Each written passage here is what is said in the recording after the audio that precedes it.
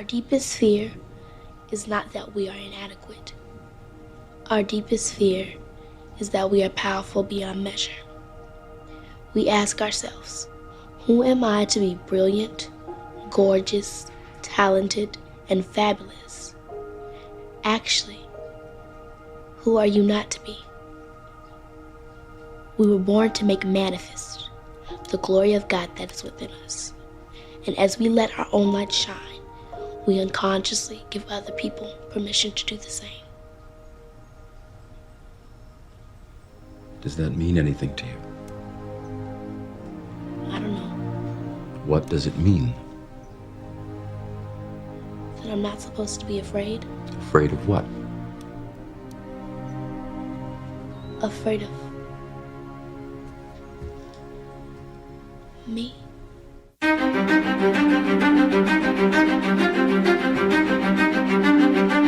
Hey everyone, it's Billy Rude from 58 Magazine, and thank you for watching The Art of Dreaming. These films are about the second attention, the power to see the unseen. In order to change the world on the outside, we must change it on the inside. For our consciousness and energy is what creates reality, your life, your purpose, and your destiny. And in this episode, I will talk about our personality, this altered ego, and this dragon energy called the Parasite. Before wizards went underground, when we were still being hunted by muggles, young wizards and witches sometimes tried to suppress their magic to avoid persecution. So instead of learning to harness or to control their powers, they developed what was called an obscurus. It's an unstable, uncontrollable dark force that busts out and attacks. And then vanishes. The primal questions of any marriage. What are you thinking?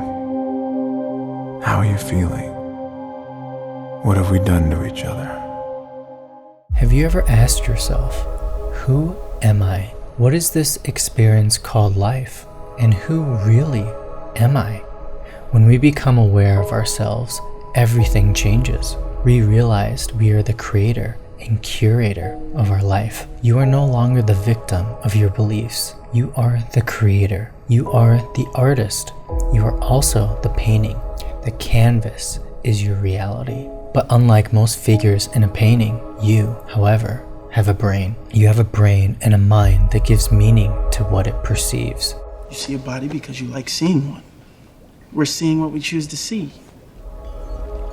It functions beautifully, but it's not aware that there is an artist. There are many other figures in this painting, but they are also not aware of the artist. Ever since you can remember, you've given the main character of your story power to determine your reality. It has the authority to talk, think, and make decisions that affect your body and your world.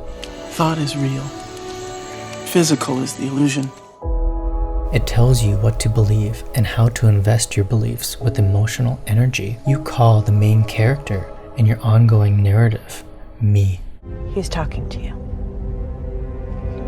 Always. Are you in pain? No, I don't feel anything I see apart. I'm hungry all the time. And you feel sad. You talk about yourself all the time, right? You say me, mine, and myself countless times in the course of any ordinary conversation. Through me, you say things like, hey, is this important to me? Are you listening to me? What are they saying about me? Me is everything that you believe you are. The difference is that me comes with a lot of baggage, past memories, judgments, and automatic assumptions. We put a lot of faith in our identity and expect it to matter to other people. Who we think we are develops into a mythology. Me is a personal mythology, a collection of stories that we repeat to ourselves and accept as truth. So what do you do when you're not reducing the world? What's wrong with reduction? What's wrong with boiling things down to their essence? What's wrong with seeing what's really going on? And what's really going on? What's the big revelation? What you think of as your personality is nothing but a collection of Vanity Fair articles. I could tell you your choice of sexual partners this evening was decided months ago by some account executive at Young and Rubicam. It refers to an image, an idea we have of ourselves that we've attempted to put into words. The words we use to describe ourselves change all the time because we see things differently with every changing situation. What's your real name? I'll never tell. My whole thing is to try and make my brain go away. But I can't, except on stage. The brain, I think, should be a softening influence on the instincts, but the instincts should drive. Trying to reconcile the brain with urges that come out of millions of years ago, the way the brain interprets these instincts is a heavy trip. But this me is not actually who you really are. Your life, or the energy that made you a physical being. Life runs through your body and makes it able to move, to love, to feel. There is only energy in life and infinite points of view. Everything created by life has a point of view, and your body is one, and your mind is one. Reality is everyone's personal creation, so the same is true of your reality. The judgments in your head are the result of your beliefs and past experiences. If you feel oppressed by your own thoughts, then it's time to take charge of them. The main character of your story, me, wants to preside over everything. Understand this? You were looking for a way to change your life. You could not do this on your own. All the ways you wish you could be, that's me. This is crazy. People do it every day. They talk to themselves. They see themselves as they'd like to be. And as me changes, so does its impression of reality. Me began when we first learned to talk, and since has consumed our attention ever since. Most of us can't imagine ourselves without a main character, but by directing our efforts toward mental peace and calm, we can rise above the noise of our programming. The noise is our emotional poisons. I am talking about the mental disease that exists on this planet. This disease is called fear.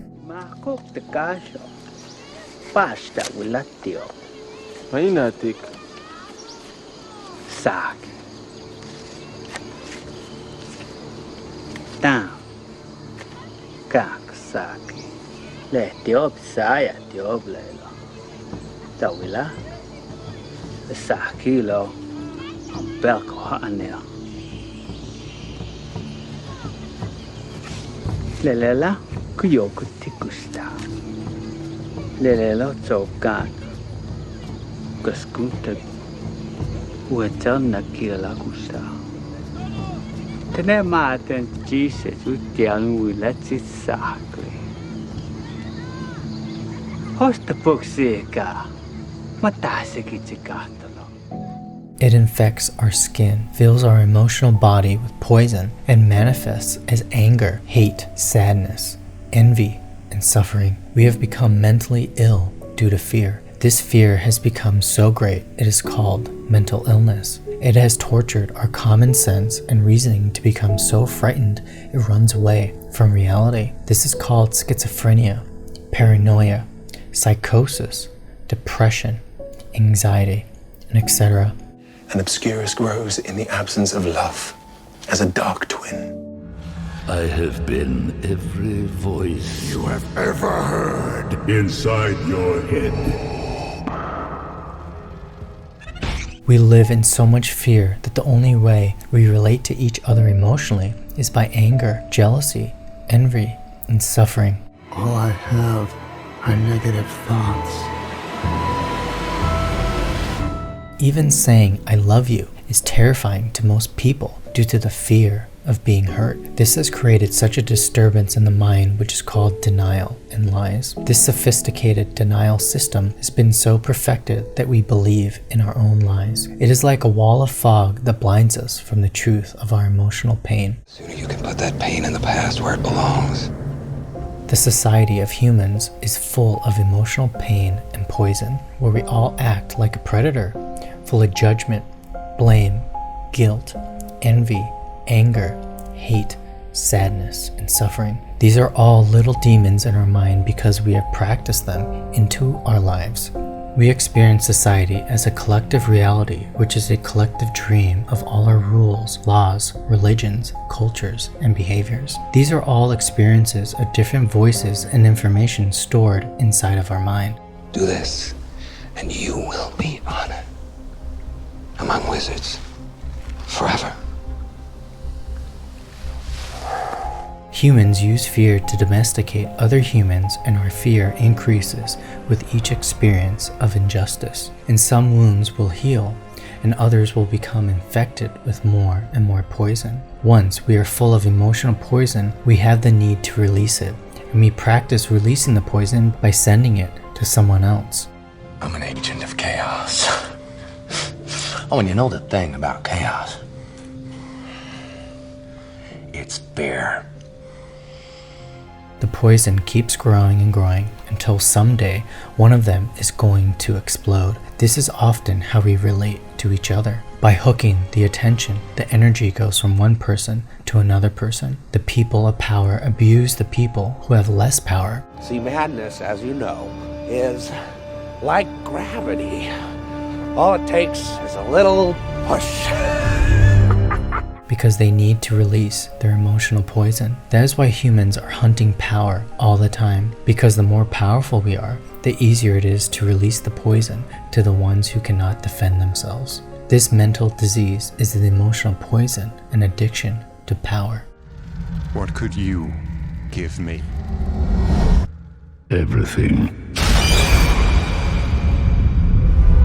A new empire.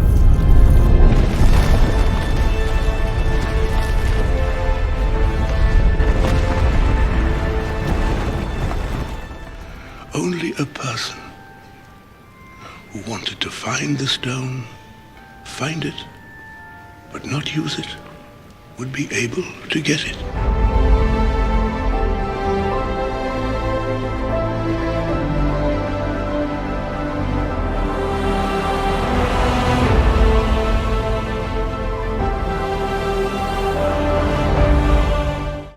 Promise me we'll never be like them. Like who? All those awful couples we know, those wives who treat their men like dancing monkeys, to be trained and paraded. Husbands who treat their wives like the highway patrol, to be outfoxed and avoided. We have each other. Everything else is background noise. Do you know why I admire you, Newt? What? More perhaps than any man I know. You do not seek power or popularity. You simply ask, is a thing right in itself? If it is, you do it no matter the cost.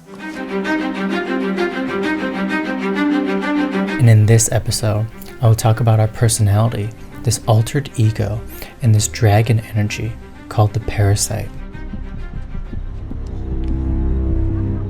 You're not even here, are you? I'm just seeing things, just not real. You're in my head, because you're just a parasite. Parasite? What's important is to have the awareness that we have this problem. See what I've become. See what I must do to survive. Live of another. Be a parasite. If we have the awareness, we have the opportunity to heal our emotional body, our emotional mind, and stop the suffering. The judge is judging everything we do, everything we don't do, everything we feel, and everything we don't feel. Welcome to Fight Club. The first rule of Fight Club is, you do not talk about Fight Club. The second rule of Fight Club is, you do not talk about Fight Club. We are judging ourselves all the time, and we are judging everyone else all the time, based on what we believe and based on the sense of justice and injustice. You've got to mean it, Harry. She killed him. She deserves it. You know the spell, Harry.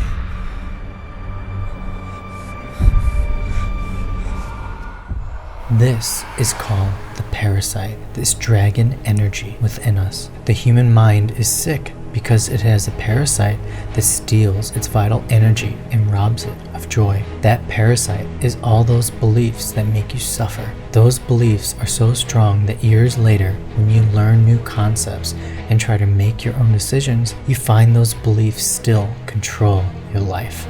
What do you believe in? I believe Whatever doesn't kill you simply makes you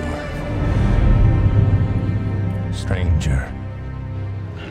The parasite spreads like a disease from our grandparents to our parents to ourselves, and then we give it to our own children. The food for the parasite is the emotions that come from fear. The need to be right is the result of trying to protect the image we want to project to the outside. Nick loved a girl I was pretending to be. Cool girl. Men always use that, don't they, as their defining compliment. She's a cool girl. Cool girl is hot. Cool girl is game. Cool girl is fun. Cool girl never gets angry at her man. She only smiles in a chagrin-loving manner. Because we are all wounded and we have all that emotional poison that we can hardly handle. And this image of perfection tells us how we should be in order to acknowledge that we are good. But this is the biggest lie we believe about ourselves, because we are never going to be perfect. There is always something the judge can never accept or forgive. That is why we never deserve to be happy. That is why we are searching for someone who abuses us and someone who will punish us. We have a very high level of self-abuse because of that image of perfection. Your self-abuse as the parasite is hunting you 24 hours a day. I'm onto you.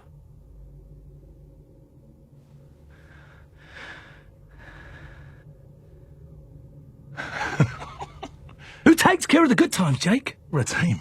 We're best pals, Jake. You want to get rid of me? You know life without me? You don't know life without me. Do you know life without me? No, because it doesn't exist. Do they talk about me, Jake? No, because I don't exist. Tell all your friends protect about you, me then, Jake. I protect you, and I control you. If I say do, you obey. If I say you're scared, you're scared! It is always after you. It is the one who abuses you. It is more than a hunter. It is a predator and is eating you alive. The prey, the emotional body, is that part of us that suffered and suffers. It is that part of us that wants to be redeemed. And this parasite inside of us knows everything about you. It wants the emotions that come from fear. It loves fear and drama and anger, jealousy and envy. It loves any emotion that makes you suffer. The parasite wants to get even, and it wants to be in control. I may vomit. Stop it! Is this what you call control? We've been at it for hours. If I could just rest! The Dark Lord isn't resting. A spiritual warrior is a hunter who hunts himself, the thoughts, the judgments, and the reactions. It's a big war because it's a war against the parasite. You decide you are going to change one routine at a time. It is a war for freedom from the dream that controls your life. To hunt yourself, you also need to be a better hunter than the parasite.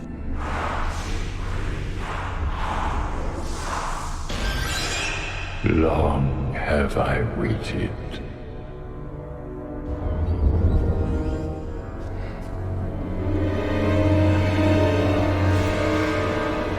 The parasite is working 24 hours a day. You must also work 24 hours a day. The parasite has an advantage. It knows you extremely well. Answer me, why do people think that I'm you? I think you know. No, I don't. Yes, you do. Say it. Because... Say it. Because we're the same person. That's right. It's that part of you that tries to justify your behavior in front of other people. But when you are alone, it is the worst judge. It is always judging, blaming, and making you feel guilty. The parasite grows on the seeds of envy, anger, jealousy, and fear. Hunt the parasite and make it surrender.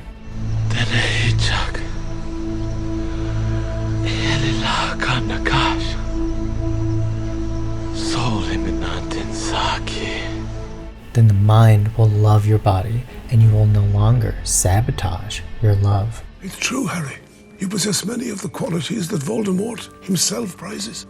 Determination, resourcefulness, and if I may say so, a certain disregard for the rules. Why then did the Sorting Hat place you in Gryffindor? Because I asked it to. Exactly, Harry, exactly. Which makes you different from Voldemort. It is not our abilities that show what we truly are. It is our choices. But that is all up to you, because this is the spiritual journey. Look, listen, and observe without judgment. Notice how your emotional responses become more honest without a story. Attention can lead to total awareness in every precious moment of life. So weak, so vulnerable.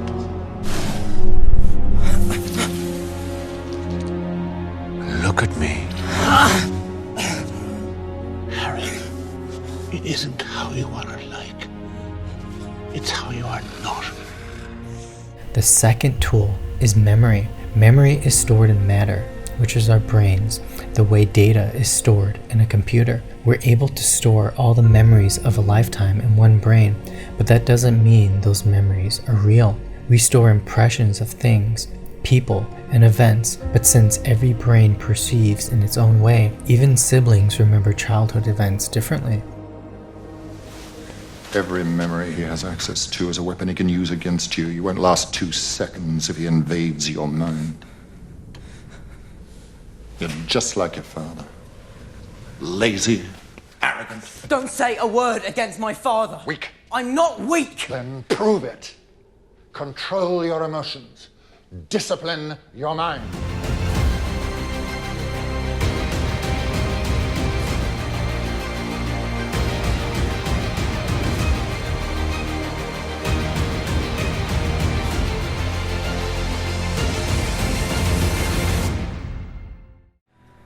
Neither one can live while the other one survives. It means one of us is going to have to kill the other in the end. Yes. The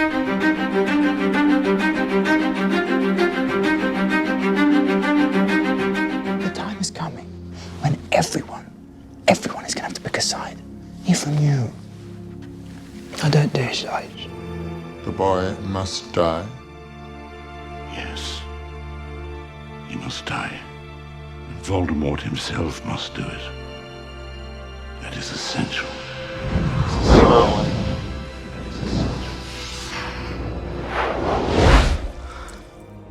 We rely too much on memory to tell us the truth.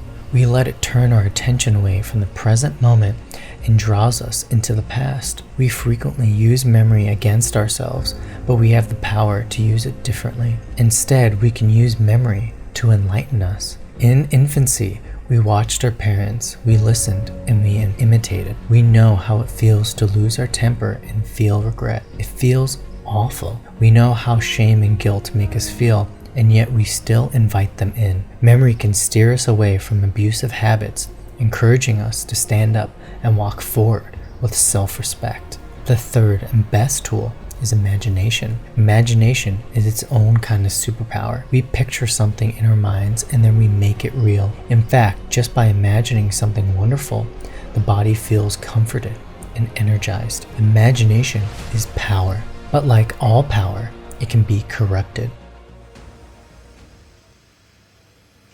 Is this all real? Or is it just happening inside my head? Of course it's happening inside your head, Harry. Why should that mean that it's not real?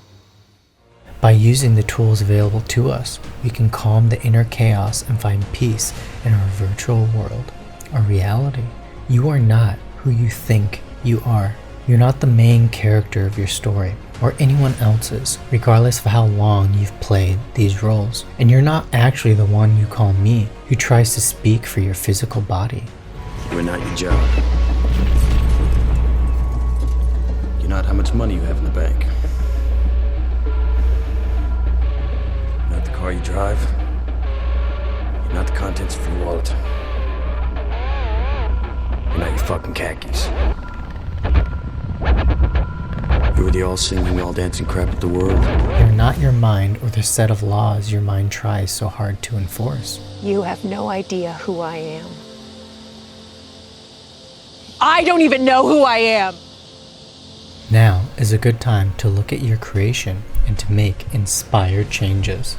Rather than defend it, we can make it better. It's time to decide what kind of leader me should be. And some people dare to look inward. All I have to do is apply my mind. There's no theorem, no proof. You can't reason your way out of this. Why not? Why can't I? Because your mind is where the problem is in the first place. I can do this. I can work it out. All I need is time. They take the time to listen to their own thoughts and reflect on their own actions. They catch themselves in mid-reaction and change the response. They find emotional balance. That's what it means to be present. That's how we become healthier in mind and spirit. By observing, we can all learn. Thinking is the act of talking to ourselves. We mimic other characters, saying what they said and thinking what they thought until we feel confident to narrate our own dream. See beyond the stories, your thoughts, and your assumptions. Instead of sedating yourself to keep from hearing the noise, listen. Charles, you've been a very good friend to me. The best. I won't talk to you again. I just can't.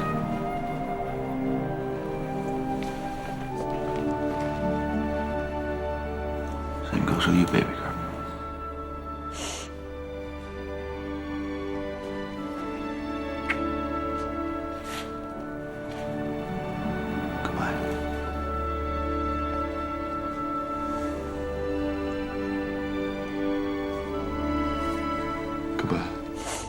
Say no to the thoughts that make you crazy. Say no to a runaway narrative. The storyteller is someone you invented, accustomed to saying the same old things the same old way.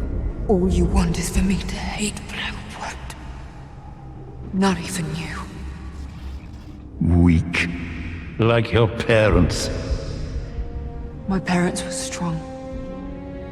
They saved me from you. Say no to that voice in your head. Fear is the body's response to me. Most of us spend our lives running away from our own voice. We run away from our thoughts because we believe them. They scare us, they defame us, and still we believe them. Use your senses and bypass thinking altogether. Play with life the way you used to before there was a government operating in you, back before there were laws, penalties, and a president to answer to. Our deepest fear is not that we are inadequate. Our deepest fear is that we are powerful beyond measure.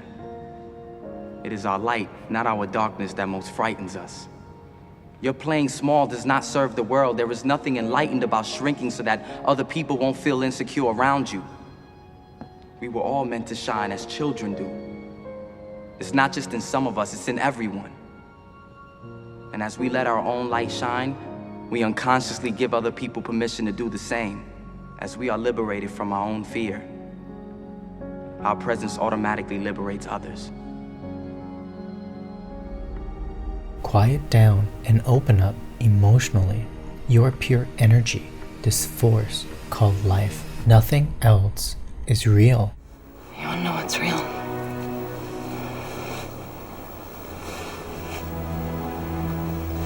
This.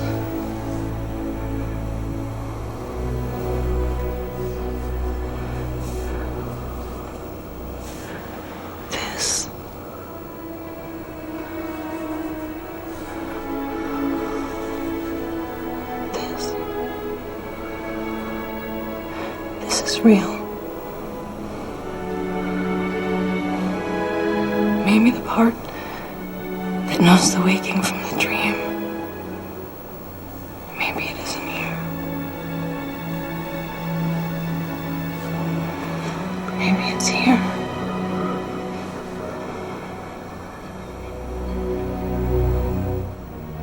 I need to believe that something extraordinary is possible.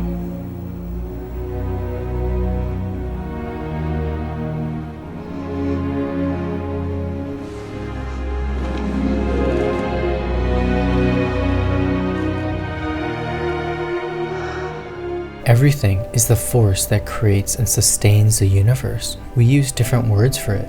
Life, truth, intent, love. Energy is life. Matter is a copy of life, a copy of truth. And the mind is a reflection of that truth and mirrors merely an attempt to represent what is real. The reflection is only as good as the quality. of the mirror. The law of life, we can say, is to create and never stop creating. Transformation is life's chief characteristic. Life has no me. Nature has no me. The real mission you have in life is to make yourself happy. And in order to be happy, you have to look at what you believe, the way you judge yourself, and the way you victimize yourself. All that suffering occurs because we don't want to see when it is so clear before our eyes. She was a taker. You need to give her. Once we are able to accept ourselves just the way we are, everything can start changing from that point forward. I've chosen my side. Life respects self-love. Let life play with you. Then you might be ready to accept the truth about love and yourself. Sometimes when you lose, you win. How did we get here? Travel here is like everything else. It's in your mind. All you have to do is close your eyes. If you know where you're going. Looks like we did. I tried everything, nothing worked. Until you tried joining me. Thank you for watching, and in my next episode, I will talk about the collective dream. And don't forget to subscribe to future videos and check out my workshop, The Art of Dreaming, on 58magazine.com, a platform with content to curate your life. And the art of dreaming helps you to find your purpose that you came here to experience and matter, so you can raise your energy, conquer your self-doubt, and become an artist of your life by determination and joyful creation.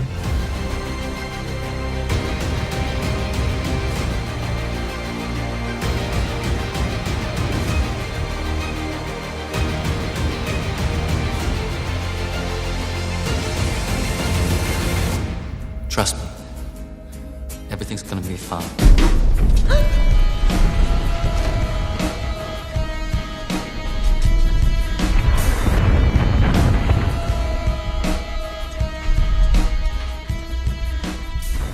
You met me at a very strange time in my life. With your feet on the air and your head on the ground. Try this trick and spin it. Yeah. Get rid of the laughs if there's nothing in it, and you'll ask yourself. Fate whispers to the warrior, a storm is coming. And the warrior whispers back, I am the storm.